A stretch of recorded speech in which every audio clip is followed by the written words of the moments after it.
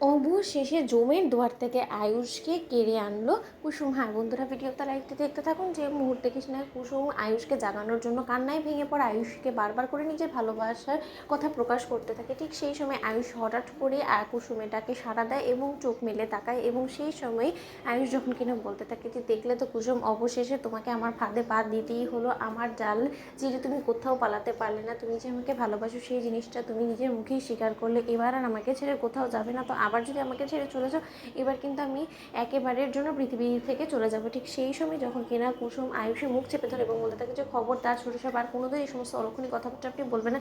আপনি সত্যি আবার আমাদের মাঝে ফিরে এসেছেন এবং আপনি চোখ মেলে তাকাচ্ছেন। সেই সমস্ত কথা যদি একবার দেবী মা জানতে পারে, তাহলে যে দেবী মা কতটা ভালো লাগবে সেটা আপনি বুঝতে পারছেন। আমি এক্ষুনি গিয়ে আনন্দের খবরটা সমস্ত লোকেদেরকে দিয়ে আসি। ঠিক সেই সময় এই কথা বলা মাত্র আয়ুষ যখন কিনা কুসুমকে বাধা দিয়ে বলতে থাকে যে কুসুম, জানো তো, যদি আমি তোমার উপরে অভিমান করি সেই সময় বেরিয়ে পড়েছিলাম, কিন্তু তাই বলে আমি কোনো মতে রাশ ড্রাইভ করে আমি কোনো মতে অ্যাক্সিডেন্টের কবলে পড়বো সেরকমটা অন্তত আমি ড্রাইভ করিনি। কিন্তু আমার অ্যাক্সিডেন্টটা সম্পূর্ণরূপে পূর্ব পরিকল্পিত ছিল। এবং আমি বলবো যে আমাকে যখন কিনা সমস্ত লোকের মৃত বলে ধরে নিয়েছে, তাহলে এই শোকের মাতমটা বজায় রাখা আমাদের প্রয়োজন এই মুহূর্তে, যাতে করে কিনা আমরা আমার এই দুর্ঘটনার পেছনে যে বা যারা দায়ী তাদের জ্বর অবধি পৌঁছতে পারি। এবং তার জন্য আমি তোমাকে বলবো, সবাই যখন আমাকে মৃত ভাবছে তাহলে মৃত ভাবতে দাও। এবং আমার দীর্ঘ বিশ্বাস যে আমার অ্যাক্সিডেন্টটা ঘটানোর পেছনে সম্পূর্ণরূপে অসন্তোষ প্রমাণিক এবং দেবলীনার হাত আছে। যদিও দেবলীনা জেলে আছে, কিন্তু ও অসন্তোষ প্রমাণিককে দিয়ে সমস্ত কর্মকাণ্ডগুলো করাচ্ছে। এবং তার থেকেও বড় কথা, অপর দিক থেকে আসা ট্রাকটা দেখে আমার বেশ তখনই মনে হয়েছিল যেটা ইচ্ছাকৃতভাবে পূর্ব পরিকল্পিতভাবে আমার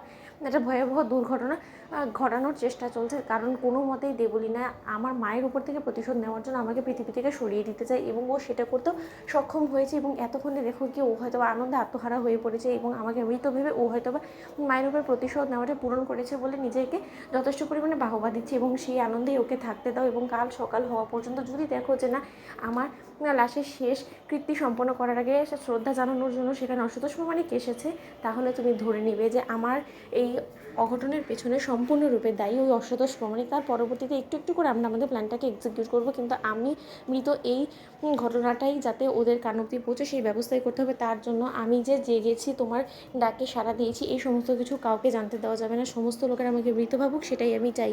ঠিক সেই সময় কুসুম যখন বলতে থাকে কিন্তু ছোটো সাহেব পরিবারের কাছ থেকে এত বড় একটা সত্য গোপন করে যাবো শুধুমাত্র এরকম অপরাধীদের ধরার জন্য। ঠিক সেই সময় কুসুম বলতে থাকে যে দেখো, ঠিক আছে ছোটো সাহেব, আপনি চাইছেন আমি আপনার ইচ্ছাকে কদর করবো, কিন্তু তাই বলে এটা বড্ড বেশি রিস্কি। দেবীমা পরবর্তীতে জানতে পারলে হয়তো অনেক কষ্ট পাবে। ঠিক সেই সময় আয়ুষ বলতে থাকে যে কিছু কিছু ক্ষেত্রে পরিবারকে বাঁচানোর জন্য কিছু সময় আনন্দের খবরগুলোকে আমাদেরকে চেপে যেতে হয়, শুধু পরিবারকে বাঁচানোর তাড়নায়। কুসুম, তো বন্ধুরা ভিডিওটি ভালো লেগে থাকলে লাইক এবং শেয়ার করে সাবস্ক্রাইব করতে ভুলো না।